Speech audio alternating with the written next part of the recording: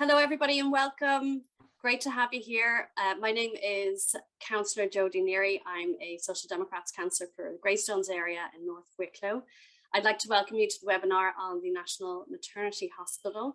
It's being presented by the Left Bank. The Left Bank's role is to develop, promote and discuss concepts of social democracy in the 21st century. And as part of that, we're hosting this webinar in advance of the rally at the Dáil this Saturday, the 14th of May at 2 p.m. We're really encouraging as many of you to come out on Saturday to show support for what we'll be talking about today. And it's important to see as many people as possible at the march on the day. Tonight, we'll be talking about the issues surrounding the contract and the documents released about the National Maternity Hospital location and how that's very problematic for women in this country. We have some great experts on hand to help us make sense of it, because I know we've all been, and I know especially I have felt very lost in all the commentary from all sides, particularly the government side.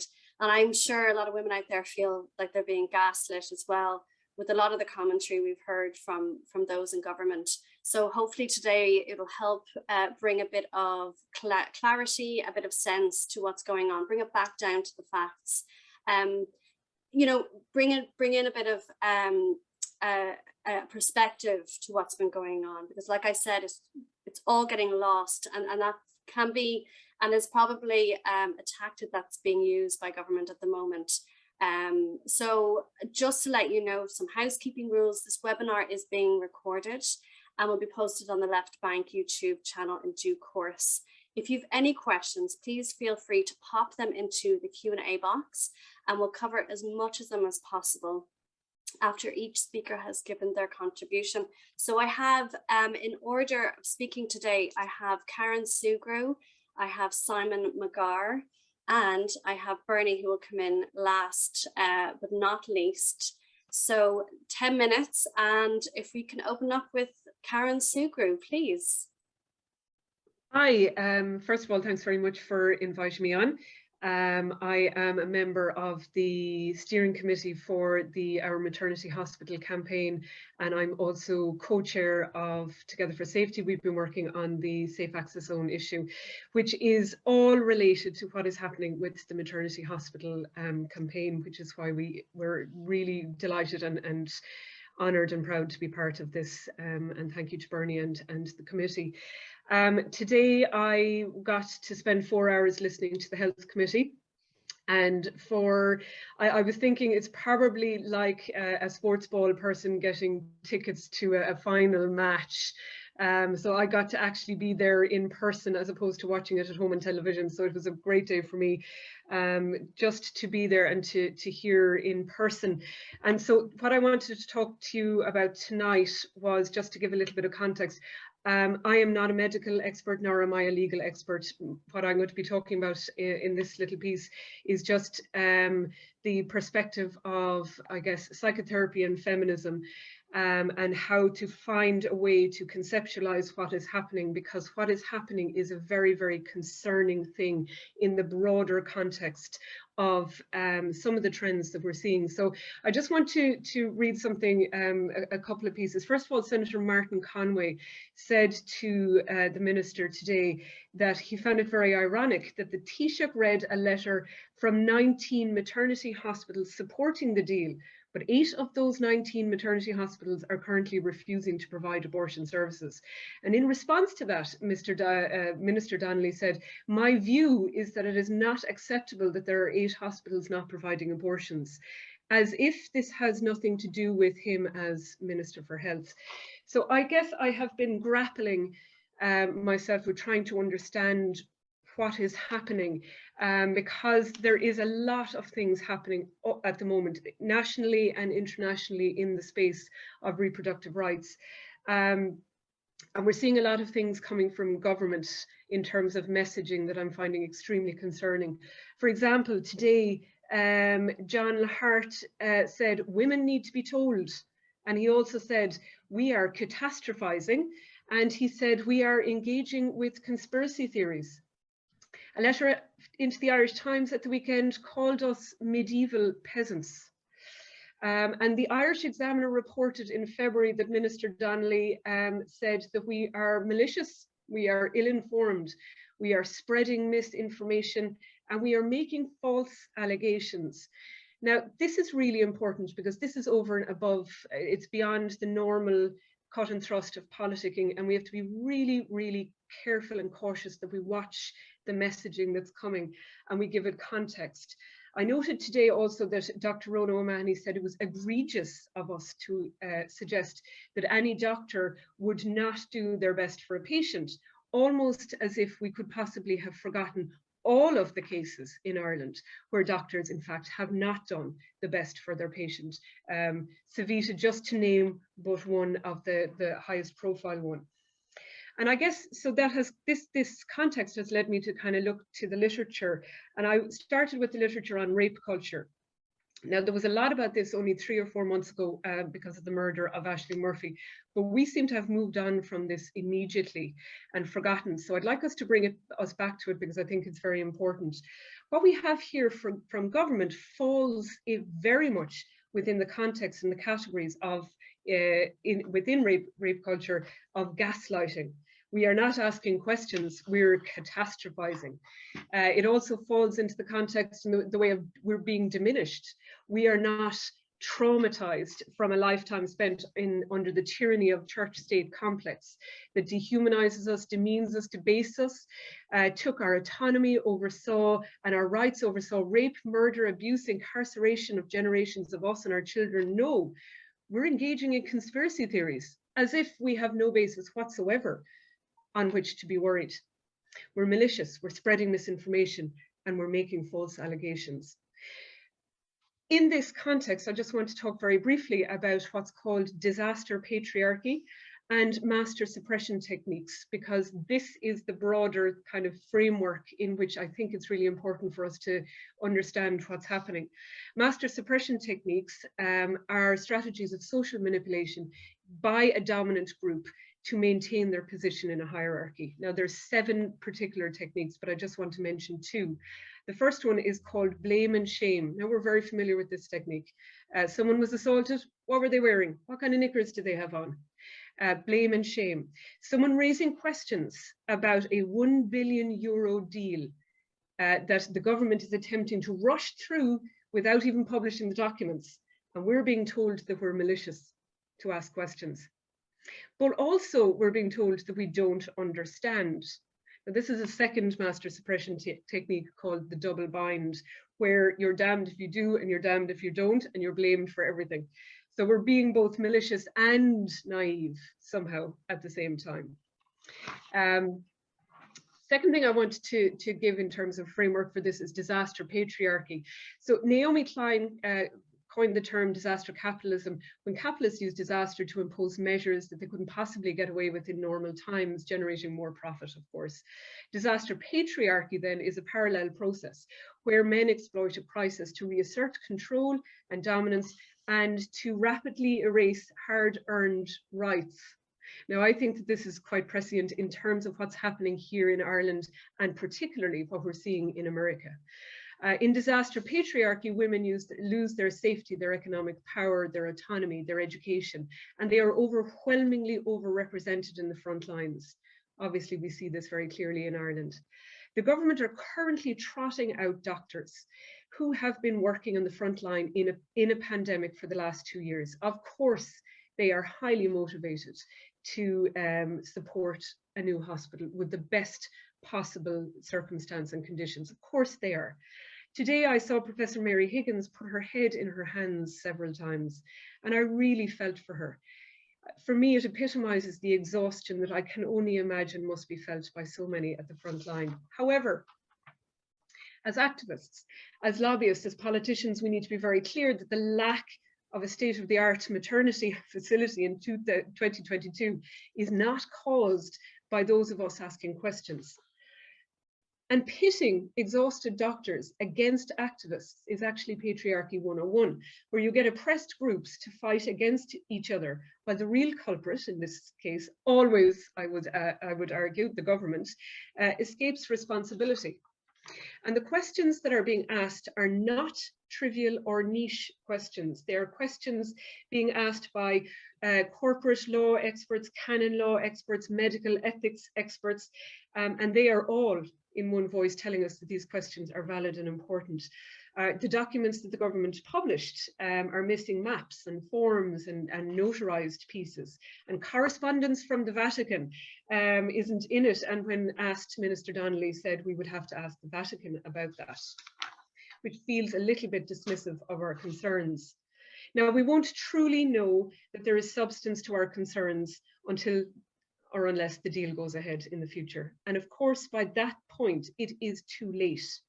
So right now we are being asked to have faith and trust in Minister Donnelly, and in faith in his ability to do the right thing by women and pregnant people in Ireland.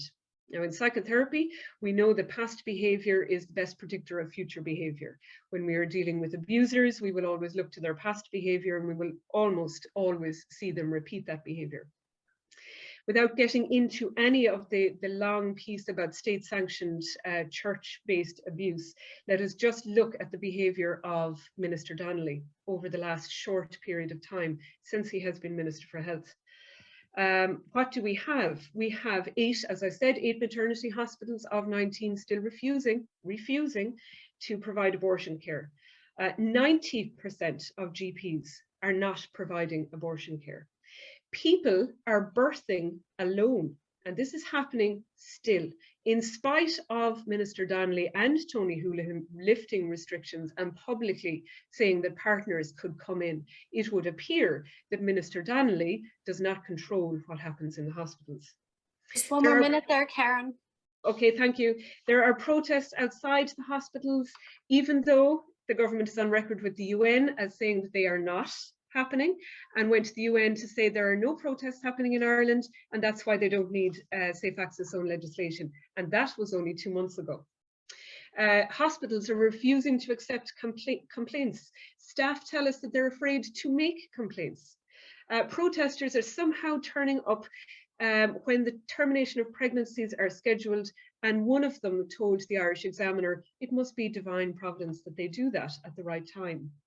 The Abortion Support Network released a statement yesterday saying that they had a client who had gone to a hospital within the time limit and been refused. We are getting increasing reports that what has been called conscientious obstruction, where artificial delays are invented to push the person over the time limit. This is what happens when there is religious culture and ethos and it is enabled. And this is the wider context for why we have to be extremely important or extremely vigilant in advocating for a move away from a church or religious ethos-based medical care and an absolute separation of church and state in all things. Thank you very much. That's great, Karen. That's perfect 10 minutes. Brilliant. Thank you so much. Very interesting use, talk about language being a huge tool by those that are trying to gaslight women and change the narrative here, calling us ill-informed. And I remember, the saying that, they're fake allegations and that we don't understand. And it's that kind of language that I think we need to be very, very careful of, because that's a sign of, trying to control the narrative and trying to control the story and to hoodwink us into this deal. So very interesting. And again, trust. And I think, like I said at the beginning, trust is a huge issue here for women. We simply don't trust the system. We don't trust the healthcare system. We don't trust the government to make this decision in our best interest. So thank you very much for that. Now we're going to move on to a little bit more of a legal side of things. And we have Simon McGarr, who's been doing great analysis of the documents and papers and everything that's been flying around about this issue. So again, Simon, we have 10 minutes, and I just wanted to let people know, I said that Q&A would be after each person speaking, but actually we're going to have it at the very end, just so you know. And do keep the questions coming in. I see we have 62 participants, which is a great number, so that's great. And we'll have a discussion at the end. Thanks, Simon. Off to you then. Thanks, Jodie. And if anybody thinks of a question, quickly stick it in the chat, because you'll have forgotten it after I've droned on a couple of minutes more, and now's your chance to capture it. Okay, so what I'm going to do is I'm going to talk you through just what's inside the papers that have been released. So these are the documents that were released a week on Monday, and they had not previously been seen, and they were not intended to be released before the cabinet made their decision. And it was only when the cabinet sort of shied at the jump that they were released to the public. So we've had about 9 days with them now. And I just wanted to take you through what the deal involves and to highlight some of the parts of that deal that I think are concerning. I'm not going to go outside the terms of whether a deal of giving €1 billion asset to a company that isn't owned by the state. That's not really what I'm going to look at here. I'm just going to look at it in terms of, if I were looking at these papers in the round, is this a good and well-drafted deal? So to describe it, first of all, we start with a body at the top, and that is the St. Vincent's Holdings Company. And that location used to be occupied by the Sisters of Charity, and it's now a charitable company, and that sits here. And it's a new company, and that transfer was only effected within the last couple of weeks. Underneath that, it is the 100% owner of another company in the middle. That's the St. Vincent's Healthcare Group, and that's the company that owns and runs St. Vincent's Hospital and the campus there as well.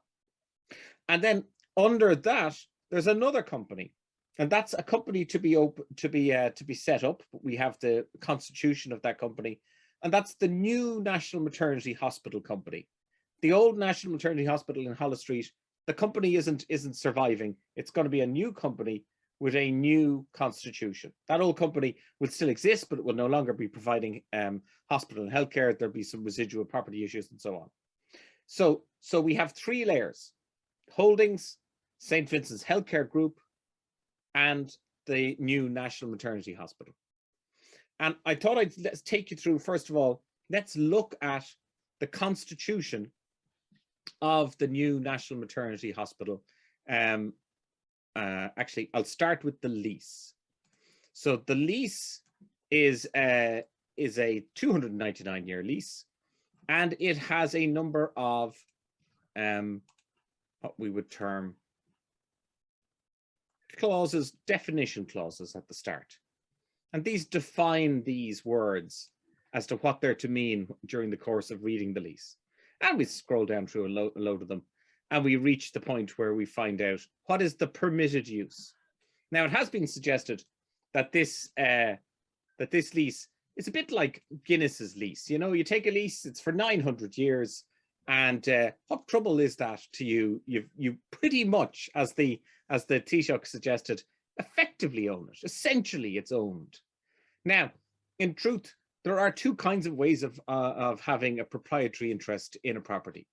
You can own it, which is where you own the freehold, or you can have a leasehold interest, which is where you do not own it. And you sign a lease, and there's you, the tenant, and there's a landlord. And the landlord has rights and you have rights. And exactly what those rights are determined by the individual terms of the lease. So this lease is the thing that determines what will make the relationship between the new National Maternity Hospital run by the National Maternity Hospital Company, though this lease is with the HSE, and with and St. Vincent's Healthcare Group. That's that middle operating company. St. Vincent's Healthcare Group is going to be the landlord for the new hospital. And the landlord has agreed a lease with a number of terms in it, which are concerning. And I'm going to have you practically singing along with me by the end. But each are part of these documents all have the same term. That there has to be a 2-part test as to everything that is provided in order for it to be a permitted use. Test number 1, is it clinically appropriate? Test number 2, is it legally permissible? Both tests, because there's an and in the middle, must be met for this to be a permitted use for the hospital. Now, that's significant because it's not just legally permissible, it's also clinically appropriate. And clinically appropriate as a term is not defined anywhere in the lease. Now, to show just how significant this is, let's scroll down the alphabet to the definition of the rent. The rent is €850,000 per annum. And there will also be rent reviews, and they will be every 10 years. And typically the rent doesn't go down at a rent review. And we'll have, if they're every 10 years, 29 rent reviews, starting at 850,000 across the term of the lease. Now, that's a significant sum of money to be committing in terms of rent. It also is a hint that you probably don't own the property. But there's another piece of information that we can look at, because one of the reasons that you stay a landlord is that you hold controls that you could not hold over a piece of property that you own, that you no longer own, I beg your pardon. So here is the Demise Clause. And my apologies to the viewers, but we're just going to look at a Demise Clause of a lease. I'm sorry about that. So you can see here that 4 times a year, somebody has to pay a quarter of the rent, so that at the end of the year, you've paid your €850,000. However, there's a very interesting clause here. The yearly rent shall be abated. We'll give you a discount from €850,000 to €10 a year. It's a good deal, so long as each of the following conditions are complied with. And we scroll down to see the list. And then the conditions are, some of them are boilerplate and they would be uncontroversial. But the key one, I think, is C there. There's no change to the permitted use without the consent of the landlord. That means it must always meet this requirement of clinically appropriate and legally permissible. Both tests must be met if the landlord thinks that anything is happening inside the hospital that doesn't meet the undefined test for clinically appropriate, the rent can be moved from €10 to €850,000, which is quite a strong indication that the landlord holds a considerable interest in what goes on inside that hospital and intends to exercise some form of controls over it, which is what, of course, those covenants are. So we've looked at the lease there, and we're now going to have a little look at the constitution of the new company. So this is the company that's going to be the tenant. Well, it's going to be the operating of the thing. The tenant is the HSE, and the company will be in as a license holder on behalf of by the HSE in order to operate the hospital. But this is the new version of the National Maternity Hospital, and it's called the National Maternity Hospital at Elm Park, Designated Activity Company. It's DAC, and these are its controlling purposes. And as you can see here, principal object. The principal object for which the company is established is the promotion of health by the provision of all clinically appropriate and legally permissible healthcare services. That is the principal object of this company. That means that all its officers and all its corporate affairs must comply with those 2 tests. Same tests as in the lease is now in the very constitution of the new National Maternity Hospital. Now, that's interesting, because if we look down here, you will have seen perhaps the minister during the course of the week reading out quotes in respect of the kind of powers and safeguards that had been put into the new National Maternity Hospital. And he has quoted the kind of powers that he has, which is that he holds a golden share. And you'll see that the golden share says he can ensure the obligations of the directors, as contained in this constitution, are complied with, and he can ensure any maternity, gynecological, obstetrics, or neonatal services which are lawfully available shall be available in the new National Maternity Hospital. Now that's interesting, because that's the only time you don't see the clinically appropriate test preceding the lawfully permissible test. The problem is, and that is a good strong clause, and it is what you would want to see if you wanted reassurance in respect of the ability of the state to ensure that the hospital will do what it ought to do.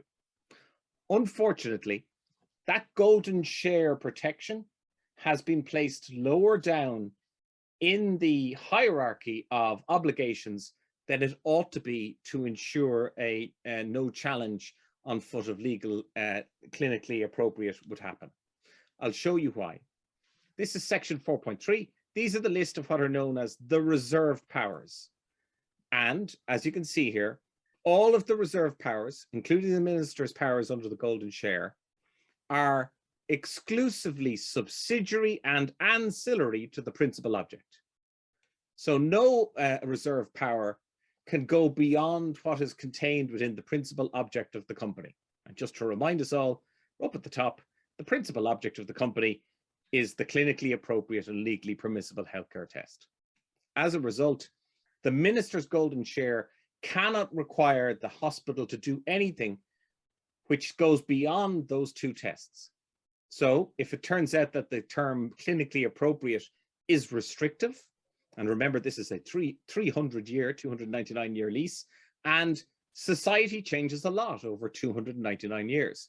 And we have to imagine that if we leave an ambiguity within this, this text and the text of the objects over a long enough period, like the monkeys typing to produce the works of Shakespeare, almost any form of challenge will occur if we're given enough time.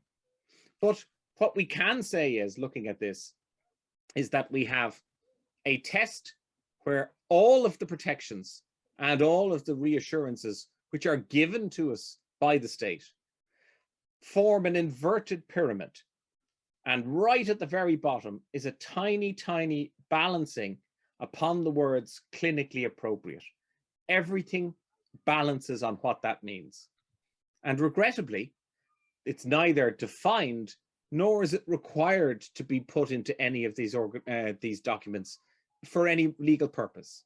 We've been told by the minister that it was put in at the request of the HSE.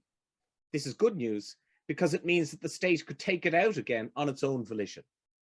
But but he says the reason they put it in was to make sure that people wouldn't do heart surgery or other forms of inappropriate actions, and to make sure that it was going to be a hospital where maternity services would be protected. But of course, here we have, just in the sentence next underneath it, exactly that protection already addressed in the text. 10 minutes are up there, Simon, but if you have a last point to make, you can certainly go ahead before I move on. No, I don't want to torment people, so that'll do for the time being. Well, it's really appreciated to get your legal lens on this, particularly around the Constitution, and the terms that are in there sound so ancient to me anyway, minister's golden share, and also just, you know, looking at the whole idea of definitions and the importance of definitions in the documents such as clinically appropriate, and you know, something that we need to be hashed out in further detail. Interesting about the 850,000 in rent abated to €10 a year, and also issues around permitted use. So language again here, just like with Karen, is very important and weighs very heavily in when it comes to legal documents like this. So again, words are important in this. You know, I'm afraid it's one of the difficulties of legal drafting, that the words tend to bear down upon people and their intentions, and that unexpected outcomes can come from leaving ambiguity in drafting. We saw that when the state asserted back in 1983 that there was an unambiguous set of meanings to be ascribed to the Eighth Amendment, and that over the course of the following decades, legal cases taken in the most appalling of stringent circumstances caused the apparent straightforward meaning to become a complex set of oppressions and restrictions. And my argument here is not for any one particular meaning that must be applied to clinically appropriate. What I will say to you is, if there is any meaning to be applied to it, it must be in the documents. And if it's not in the documents, then ambiguity has been placed at the very heart of the relationship between the parties, but also ambiguity as to what services are permitted to be delivered in that future hospital. That's great, Simon. In a nutshell, ambiguity. Thank you so much again for that, Simon. I'd love to move on to Bernie Lannan. Great to have you here and to get your perspective on this. So go ahead, you have 10 minutes, and yeah, I might just put my hands up so we have time for Q&A afterwards. I may not take 10 minutes, but anyway, thank you for having me here. My name is Bernie Lannan. I'm the chair of the Our Maternity Hospital campaign. Simon mentioned there the 1983 amendment, the 8th Amendment, the hateful 8th Amendment to our Constitution. I was 22 in 1983. So I've spent practically all my reproductive life in the shadow of the 8th Amendment. But I do remember at the time, as we protested against the 8th Amendment, we were given rock solid, cast iron guarantees that no woman would be harmed as a result of the insertion of the 8th Amendment into our Constitution. I remember watching a debate with the great Mary Robinson and William Binchy, the architect of the 8th Amendment, in which Mary Robinson said she was afraid somebody would die as a result. William Binchy asserted that it simply could not happen. These were rock solid cast iron guarantees. And I was 22 years old at that time, and I remembered those words when I was 51 years old. And I stood at a vigil for a young woman who had died in Galway as a result of the 8th Amendment. So I'm afraid unforeseen consequences are unforeseen, but they happen. If you don't look into the future to see what could go wrong and protect the citizens of this country against ill-drafted legal papers, ill-drafted legislation, ill-drafted constitutional amendments, things can happen which can hurt people very, very badly. People can lose their lives. We have to make sure that things are done right. Now, as you may have already guessed, I'm old. I was born in 1961, so I know a little bit about barriers. I was born the year the Berlin Wall went up. And what I'm seeing here in the whole National Maternity Hospital saga, coming on top of the repeal of the 8th Amendment 4 years ago this month, and looking at what's happening across the Atlantic in the United States, is more barriers. Barriers going up when they should be coming down. A barrier came down in this country in 2018, but we know that there are people who would put that barrier back up tomorrow. And what I'm seeing here in what's happening with the maternity hospital is more barriers. It seems to me like the clinically appropriate term could well be a barrier to reproductive health care if it's interpreted that way by clinicians and courts. It could be a barrier for access to the hospital campus in certain situations for clinicians. Peter Boylan mentioned last night that there might be situations when the hospital is not being used to full capacity, but would not be opened to, for instance, a national emergency or some kind of an emergency, because it wouldn't be clinically appropriate for a maternity hospital.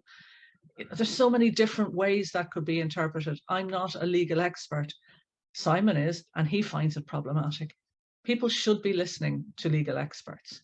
People should be listening to people like Professor Deirdre Madden, who was on the HSE board and expressed serious concerns about ownership, control, and governance as reflected in the legal framework. She wasn't happy with it.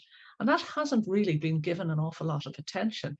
Senator John Hart mentioned at the Health Committee today that as far as he was concerned, a majority of the board had passed the legal framework, so that was fine.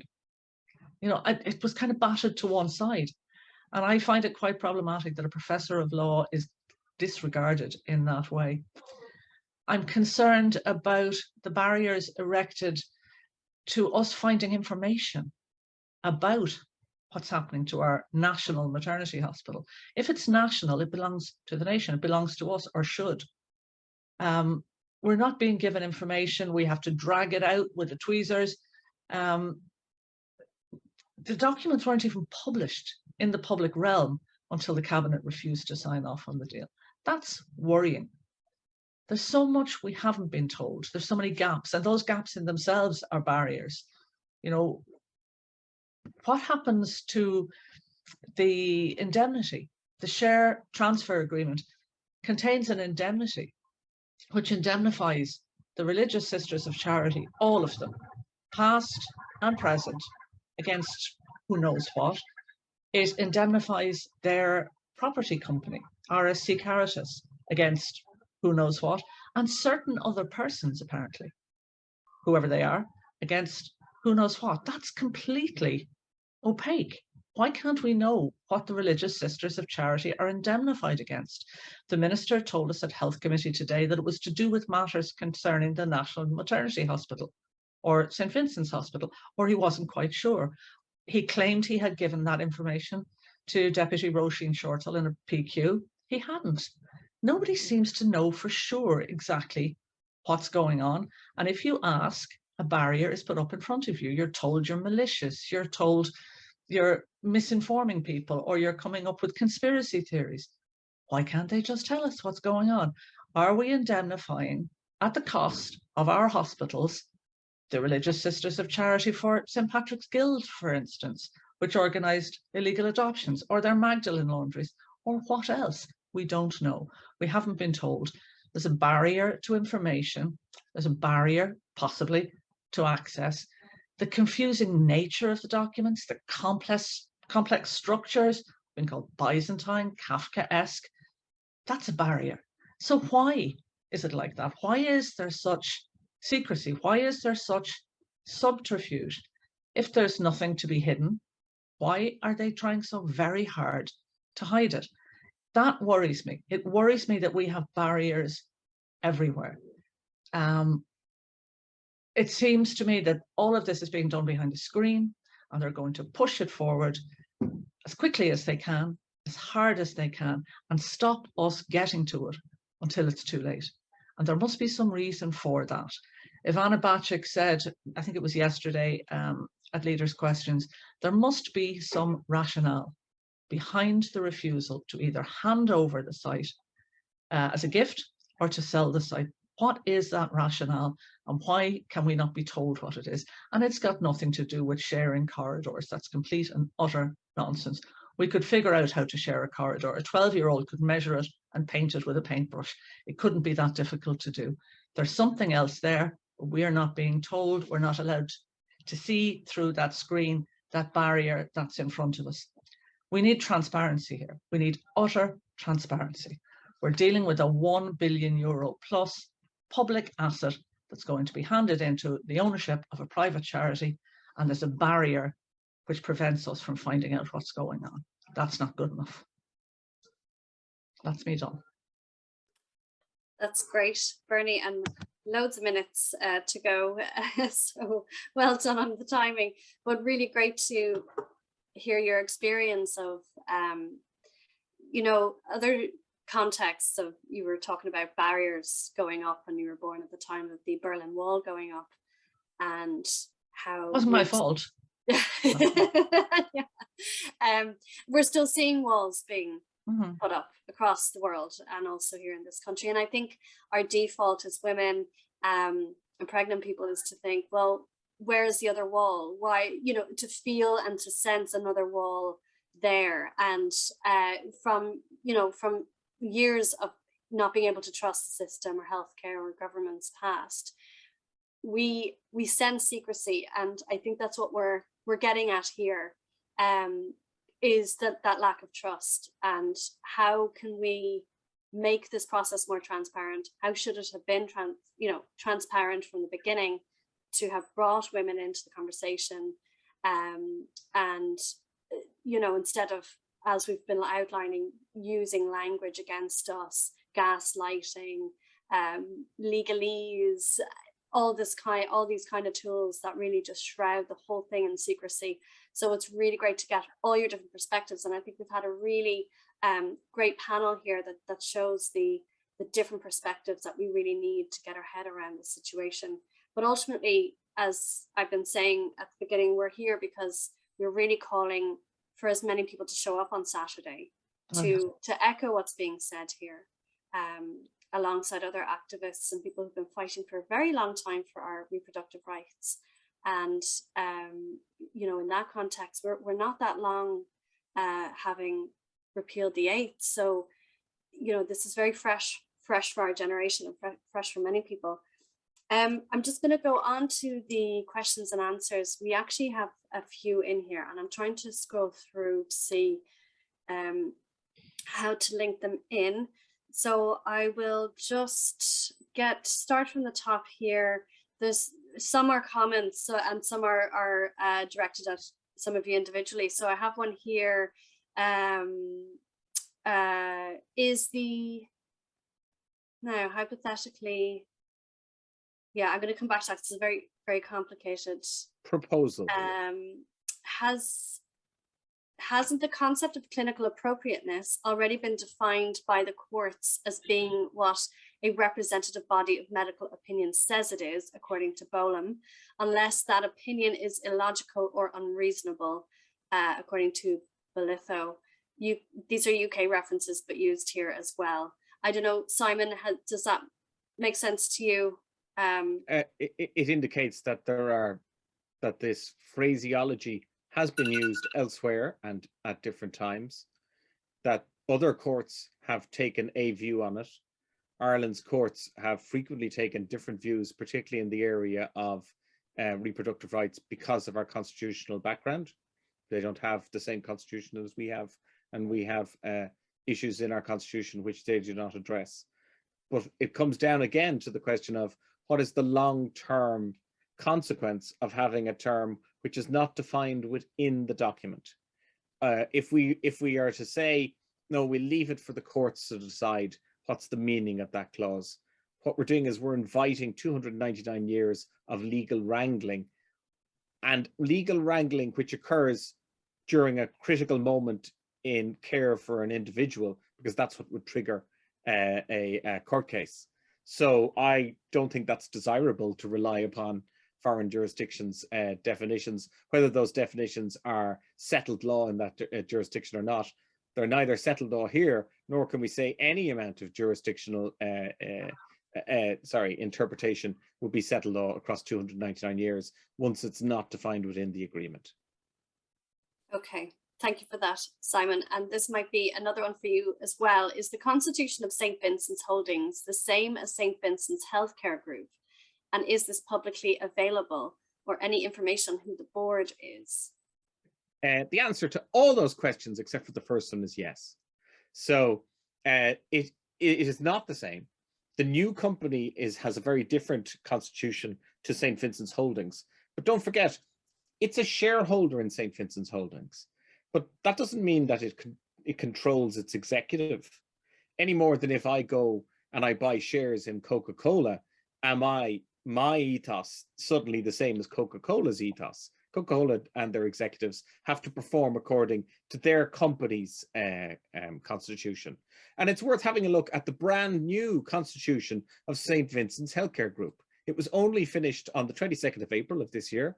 And we're going to look at the very first page, and it won't take us long because it's only a couple of seconds long. And here we go. It looks like this. This is the St. Vincent's Healthcare Group. This is the landlord for the new maternity hospital. And we start off saying that the hospital was founded by Sister Mary Aikenhead as part of her mission to provide service to the poor. And it then goes on to say that the hospital group, this company, is engaged in the continuation of the fulfillment of that mission. Now, whether you tell me that that is a religious ethos or not, I suppose is again open to interpretation. But it is certainly the case that that is a grounds in which I could imagine ambiguity could arise as to whether or not there was a religious ethos in respect of the landlord company. That company, by the way, is not just the landlord. It will also own 99% of the shares in the new maternity hospital. It will also, in addition, have the right to nominate 3 of the 9 directors of the new National Maternity Hospital. So it's going to be quite involved. This is not like Arthur Guinness and his ground rent. This is a company that's going to be actively involved in the provision of the services and the development of the executive of the new National Maternity Hospital. There was a question in relation to how would we ever, and this has been raised by the government as a reason, there has to be ownership because they're on a shared campus, and therefore you need to have one owner to own everything on the campus, and that has to be it. Otherwise, how would we be able to work out who owns which bit of the corridor? Well, that's okay, because we already have a clause that deals entirely with how to settle the questions of who lives, how will we share the corridor. It's in the 299-year lease, and it simply sets out a perfectly standard form of agreement between two entities as to how to share certain facilities. There's nothing mysterious there, and it certainly doesn't require the ownership of both sides of the agreement for that to happen. We also should say that this isn't the only co-location project in respect of a hospital campus currently being built. The world's most expensive building on planet Earth is currently being constructed on St. James's Hospital grounds. And yet, despite the extraordinary level of investment that the state has put in to the Children's Hospital, at no point did anyone suggest that St. James's Hospital needed to own it in order for the co-location relationship between the two hospitals to function properly. Rather, it is perfectly accepted that the two may share the campus and share the grounds without there being any common ownership. So I'm not sure what the basis of the claim is, but it certainly doesn't seem to be based in prior experience or indeed a required practice. That's great, Simon. Thank you very much. Is there a precedent of any other state in Europe that pumps public funds into private companies and calls them national? I'm not sure if anyone can answer that. I'm going to pass on that on the grounds that I'd need to know all about all of Europe, but I decline to pretend that I do. That's okay. We can let you away with that, Simon. And also, well, I don't think we can answer this. This is why we're kind of here, is why is the state giving a 1 billion asset to a private company? And indeed, that's a very important question. I would like to give an answer to that question. Go for it. We should not ask it. What we should do is examine the inputs and outputs of decision making. And we should treat the internals as to why certain things happen as basically a black box, because we cannot impute information of what's inside people's heads or hearts. What we can do is engage with the outputs that they have produced. So, for example, once we have documents, we can examine the contents of the documents. The motivations of the parties who have brought the documents to bear, they will tell us that they are good. And I think that the most valuable way of going about it is to accept the bona fides of everybody who has been working to try and get this agreement done. I'm happy to do that. I'm also happy to say that even with those bona fides completely accepted, it's also the case that the text that has been produced, which we can examine and is open to debate and discussion, that text does not meet the requirements of the situation and will cause trouble. And were we to rely upon that text, we will regret it. And as Bernie has pointed out, in the past, cast iron guarantees in respect of text have been like snow in the summer. Interesting perspective, Simon. And also another way that we can engage in the process is by showing up on Saturday and being at the rally, of course. And just one more out of the Q&A. There's a lot coming in on chat. So Q&A, what rent would be charged if during the next 299 years, the hospital had to close for renovation or rebuilding? That is dealt with in the lease. If the hospital is to stop altogether, that's a breach. And whereas if it has to close for the purposes of temporary refurbishment, then that is considered not a breach, but the rent would have to continue to be paid while the refurbishment was going on. Okay, interesting. And do any of the panelists have thoughts on the role of the golden share in the event of an anti-choice minister for health or government coming into place? I think Bernie had touched up on that before. If we have a situation, and I mean, all situations are hypothetical until they happen. If we have a situation where we have a conservative government, and I mean a very conservative government, but that's not impossible. We've seen what's happening in other parts of Europe. We have a very conservative government which appoints 3 very conservative public interest directors, and we happen to have 3 very conservative members of the board appointed by the St. Vincent's Healthcare Group, and a very conservative doctor decides that there's going to be, he's the master or she's the master, if they're very conservative, it'll probably be a he, are the master of the new National Maternity Hospital, and they decide that it's not clinically appropriate to provide termination of pregnancy services anymore. Will a very conservative minister intervene with his golden share? You know, I mean, it's probably not, golden share may not be a silver bullet. I'm not sure it's actually going to be that useful to us at all. The minister can only use it subject to the tests that Simon mentions, clinical appropriateness and legal permissibility. So really, what can he do with it? What will he do with it if he doesn't want to? Nothing forces the minister to do it. He has the power to use it to do some things, but he doesn't have to. It doesn't say he has to intervene. It says he can. That's great. Thank you, Bernie. I'm going to bring in some less legal ones as well, because I know that there's a lot of them. I have to say most of the questions are legal. But I do have one here because I think it's an important thing that we consider going forward from this meeting and even beyond the March and Saturday. But someone wrote in, where do we go from here apart from the March on Saturday? What message do we need to give our public representatives? And I think each of you could come in there, but maybe Karen, you could start on that.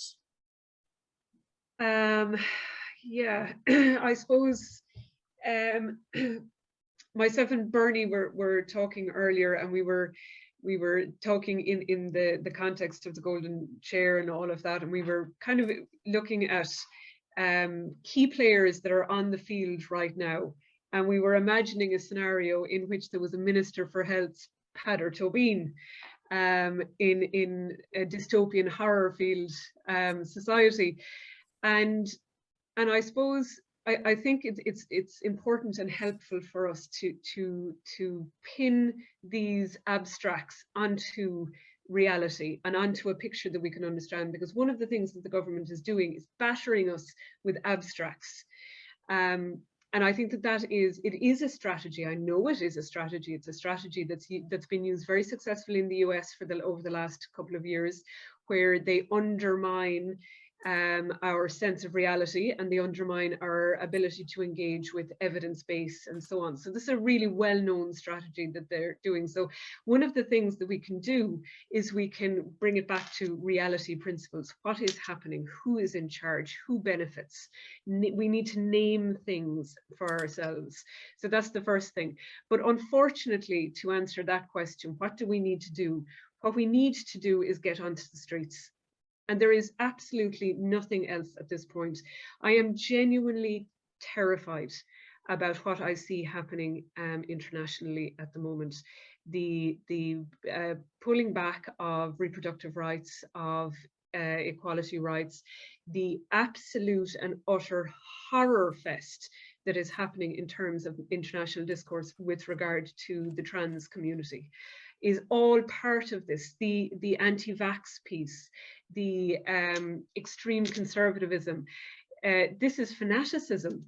You know, there's no other word for it. This is the language we need to use here in Ireland. It looks slightly different to what we would have seen in the US, but it is fanaticism nonetheless. It's just Irish fanaticism. And so what we are seeing is, and the racism piece and all of this hate speech that we are seeing on the rise at the moment, it is terrifying. It absolutely, history shows us, absolutely as day follows night, we see a pullback in reproductive rights and women's rights when we have this rise of conservatism. So this is what we are looking at. We have to take it that seriously. We have to look at what happened last week with Roe versus Wade. We thought that was set in stone. And we also thought that in 2018, our massive victory was set in stone, and it is not. And we have to take a message from that, and we have to take a lesson from that. And one of the big difficulties, and I speak about this a lot, we are all still traumatized, and we are enormously burnt out, and we are now also carrying trauma from 2 years of global pandemic. So we're tired. And the very time that we are most tired, most exhausted, most vulnerable, that is the time where they swoop in and they take back the rights. And it is because they take our rights to give themselves power. Of course, they're going to do that. It makes perfect sense. And it also makes perfect sense to do it at a time where we're at our lowest ebb. So I think that as a starting point, we need to have bigger conversations about what activism looks like in a sustainable way, because those of us on calls like this, and we're always on them, it's always the same people, we're all exhausted. Everybody listening to this conversation is exhausted and is sitting at home thinking, I can't do anything else. How are we going to do this? So the first thing is we have to find a way to support each other. And the second thing is we have to find a way to get enough energy to go to the streets. So we start on Saturday and we take it from there. Agreed. Thank you very much, Karen. We'll move on to Bernie. Bernie, do you want to input there on that question? I have to say I'm not exhausted. And I'm probably the one who should be the most exhausted. Maybe it's but just I me. actually find activism energizing. Get out and do it. You asked what we can do with our TDs. We can use them. They work for us. We have to tell them what we want them to do. Most people sit around saying, oh, they're all the same, they're useless, I don't vote for anyone. Do you know, use them. They're not all the same. Some are better than others, but use them. We have 4 local TDs in our area. I emailed them all last Tuesday. 3 of them replied on Tuesday. One of them, Mark McSharry, never answers my emails. So I rang him and he didn't answer the phone. I rang his mobile, didn't answer that, rang the office, didn't answer that, left a message. So I tweeted, Mark, where are you? What are you doing? No answer. So I sent another email, nothing. So then I went to his office, no sign of him there. So I just kept tweeting, where are you? Why are you not answering? And all of a sudden, he realized that he was being talked about on Twitter. And he rang back and he said, what do you want? And I told him, and he said, I don't have speaking rights on this. I can't do anything. I said, yes, you can. You're as well able to make yourself heard as I am. Do something. What are you going to do about this? So eventually he decided he would write a letter. And he wrote a letter to the Taoiseach and the Minister for Health, which he circulated to all his constituents. He did something. He did something because he was badgered. Now, we can all do that. It didn't take very long to make a few phone calls, to send a few emails, to send a few tweets, to go and knock on his door. Press your nose up against the window. Let them know you're there. Do something, contact them, tell them what you want. If you don't tell them what you want, they'll do what they think you want. That's not good enough. Tell them what you want and use them. And then get active. Get involved with people who are doing stuff. Do what you can. We don't all have to be out on the streets all the time, but do what you can. Write a few letters, lick a few stamps, do whatever it is you can, whatever little bit you can, whether it's just tweeting on social media, but do something. Don't sit around saying, well, it's awful and somebody should do something. Be the somebody who does something and start that on Saturday. Come out in front of the Dáil with us and make noise. You may not know what to say, so scream, so shout. So bring a drum, bring a whistle, bring a rattle, make some noise, but get your feet on the streets. Because we've told you what's going to happen if you don't. You can't look back afterwards and say, oh, we didn't know, you didn't tell us. We're telling you now. Get up, get active, get out. Come on. Excellent, Bernie. Thank you. Very motivating there. Great that you get energy from activism. That's great to hear. Simon, do you want a word or two before I move on? Yes. I have actually some experience in trying to affect legislative change and produce political pressure. And my experience suggests that there is a hierarchy of contact with your TD. And Bernie, of course, managed to do all of the hierarchy with her TD. So, you know, she hit all the buttons. But speaking to TDs, the most effective thing that a voter can do to change a TD's mind and make an issue important to them. And I would like to say 18 seats at the last election were decided by less than 100 votes. So all TDs are critically aware of an actual voter walking through their door. And that's the number one thing a person can do. Physically visit an office. If you see the TD, bonus. If you have to leave a message with somebody who's there, also good, because they'll say a voter came in and they'll leave their details. The next most effective thing is to phone. The next most effective thing is to write a letter, slow though it is. The next most effective thing is email, and the least effective thing is to @ them on Twitter. And then finally, the most ineffective thing is to send a message to all TDs. TDs don't care about you if you're not their voters. They care about voters. You are the voter of a set number of TDs. They will pay attention. They will act. And the reason that this is not already going ahead is that on Monday, a large number of voters phoned their TDs and said, I am not happy. And they phoned their government TDs. They didn't bother phoning the opposition. They phoned the government TDs. And by the time the cabinet was sitting that evening, the cabinet was not happy. This is an achievable aim. This is the way that we can actually make use of the PR STV system, where TDs are acutely aware of individual voters' wants and needs, and will give voice to them if they've heard about them from the voter. This is the power that Ireland's political system has. It gives to individuals. But we only get to use it, as Bernie says, if we use it. So I would say, of course, turn up, be seen, show up. But if you can't show up, and maybe I can't, I don't know, because I've got to have children moved hither and thither on a Saturday. But if you can't show up, do what you can. The only thing I know I can do on any occasion is I know I can read extraordinarily boring items that probably very few people would wish to do. That's what I can do.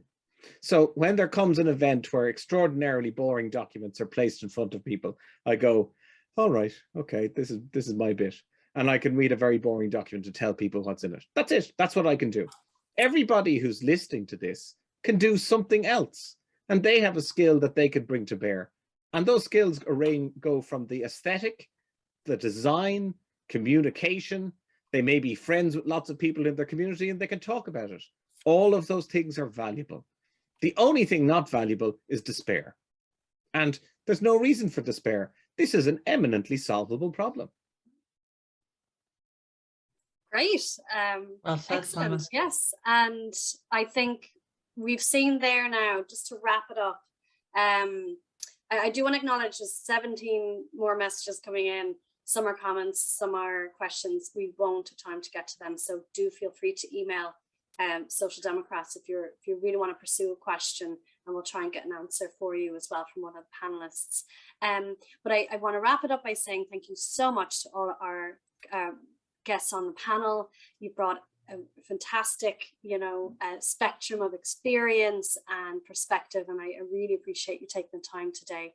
As the Social Democrats, we're going to be out in force on Saturday. I know we are, and I'm calling everybody to come out. We try to be a very proactive party that listens, that are activists, active activists, as well as being public representatives, and me included. I'm going to try and drag my daughters as well, because I'll have them with me, and they won't understand what's going on, but in future hopefully It's their hospital. Well, it's your hospital, exactly, and that's what I do have in mind. And I think what we're taking from there, especially the last contribution, is that I think that the fatigue that you're talking about, Karen, I completely relate to that as well. I feel like we've all listened. We've listened to all the men, in particular in government, talking about this. We've all written about our concerns and our fears about that. We've read everything, but what we can still do is get active, go to the Mart on Saturday. And if you can't, like Simon said, we all have our own different skills, and we all have our own different interests and things that we can do to contribute to this debate. So if all else fails, keep writing it, keep emailing. I know from working in TD's offices, if we get 50 or 20 even of the same email coming in, we'll make sure to get a response to them, because it does seem to be an issue that is blossoming. And certainly, hopefully, we'll get answers to some of those questions. But in the meantime, we need to push for more clarity, for more certainty, and to really express that the level of trust that is day by day heading its way out the door. Simon, did you want to say one thing there? One last practical point. If you are looking to speak to your government TDs, it is the Fine Gael TDs who are the fulcrum here.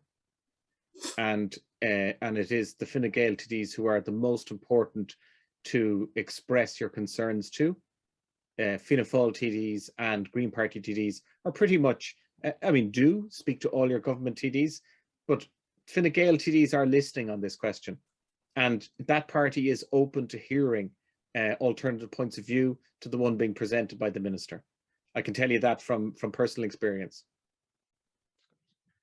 Great, excellent. Okay, and I think we'll leave it there, although I could have kept going. This is a huge subject, so we're obviously not going to condense everything into 1 hour, but I think we gave it a good shot.